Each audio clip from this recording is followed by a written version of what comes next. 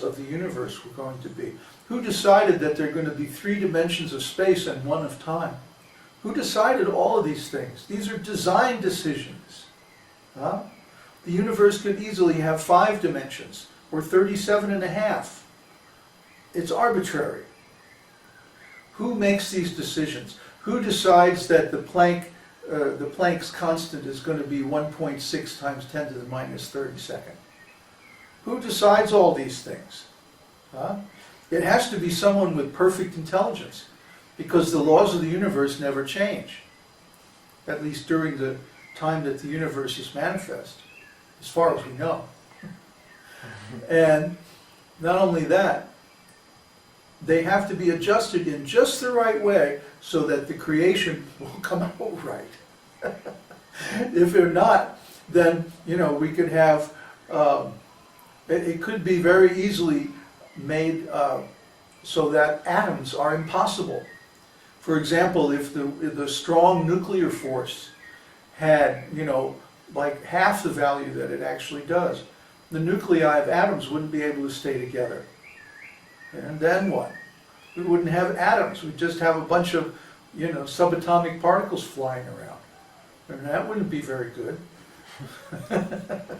So, any way that you slice it, intelligence and some source of energy are required to make the creation such as we see it. And the common thing that we find, especially among all the atheistic theories of creation, is they don't recognize this. They say that matter has some ability to act and organize itself, or that it's due to chance, which is just a cop-out. Because we all know what chance is. Chance is what we use when we don't really know what's happening. We can analyze things statistically and say that, well, in the past, this many have happened in this long of a time, and so on, like that, standard deviations and all that. But that doesn't give us the ability to predict what's going to happen next. That means we don't really understand it. For example, if I have a radium watch dial, and somehow I'm able to count all the atoms in that radium watch dial, then I can say, well, based on our observations of this watch dial, we can say that it has a half-life of so many years. In other words, in so many years, on the average, half of the atoms in this sample will decay. But that does not give us the ability to predict when a particular atom is going to decay. You see? That means we don't really understand it. We say it's due to chance. But that's just a CYA, means we don't really know. And we can't really understand because we don't know how it's working. You see?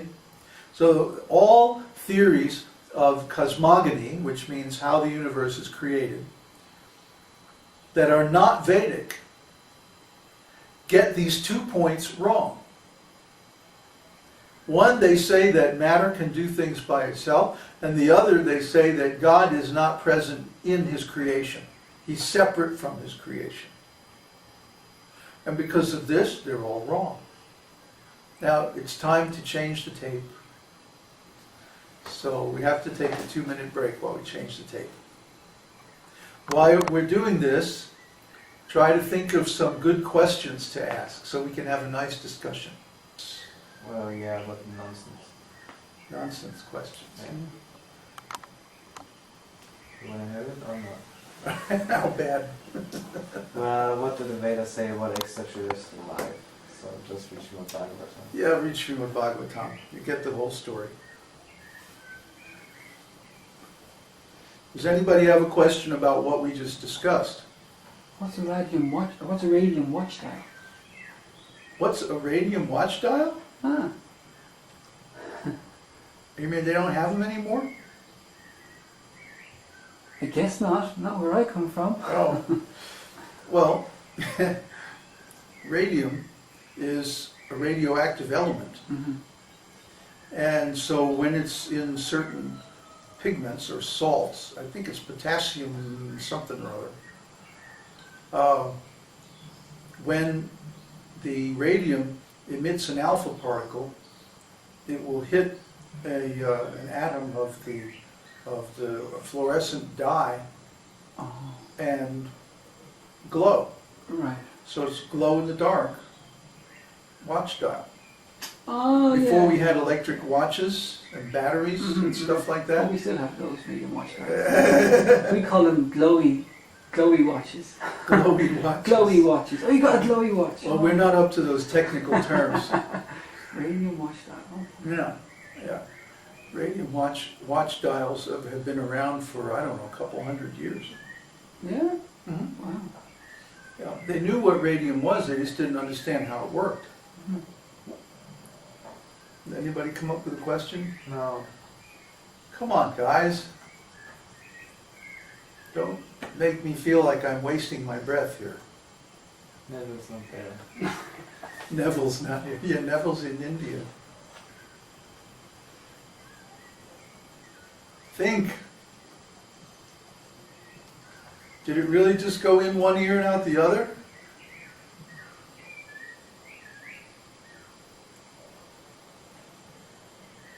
Why is it people have so much trouble with this stuff? Maybe they know. No, if they knew it, they'd be telling me stuff.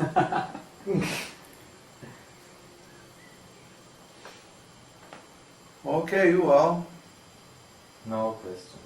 I guess we'll just start the Nisringa prayers, huh? See you guys Yeah. next week. Yes, there are all rascals. That's what Ura says.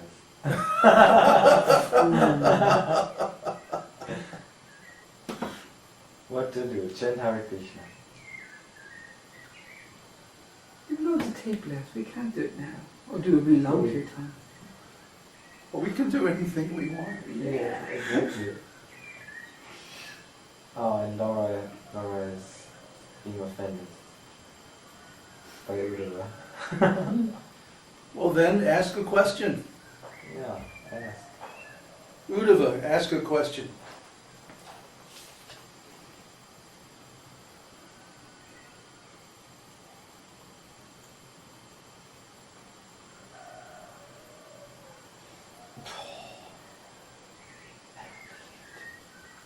What? I don't believe it. What? Stephen, whatever that is, said, I read that our blood types were originally AB negative. Is it true? I think Stephen is in the wrong satsang.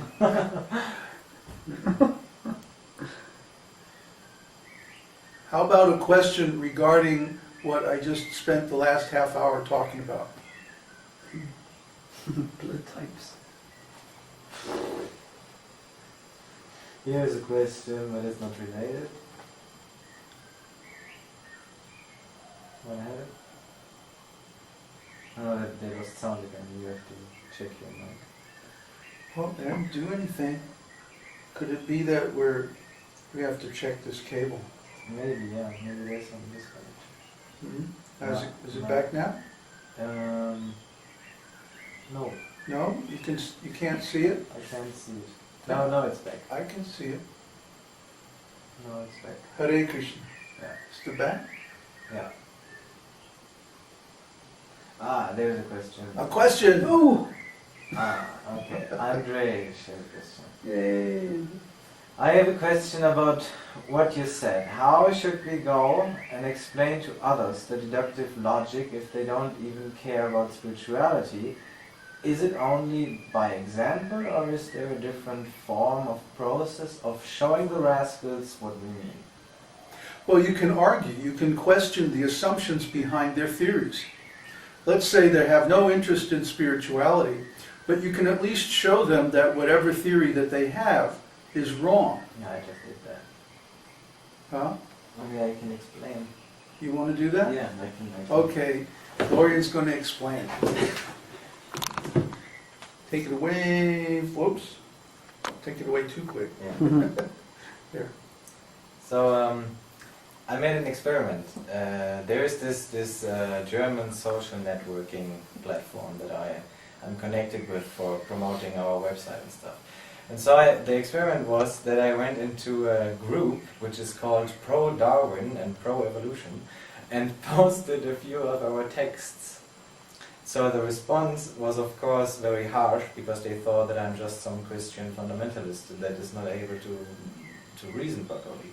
And so they came up with all these false arguments and I all defeated them. First, of course, I had to defeat the biological arguments, and then I took Vedanta philosophy, exactly what Babaji just explained, to defeat the rest of their arguments. And so the result is that at least one of them, one philosophically inclined person, wrote me some private messages, and now we have a conversation about the nature of God and how a transcendental philosophy must be. And so what you have to do is you have to simply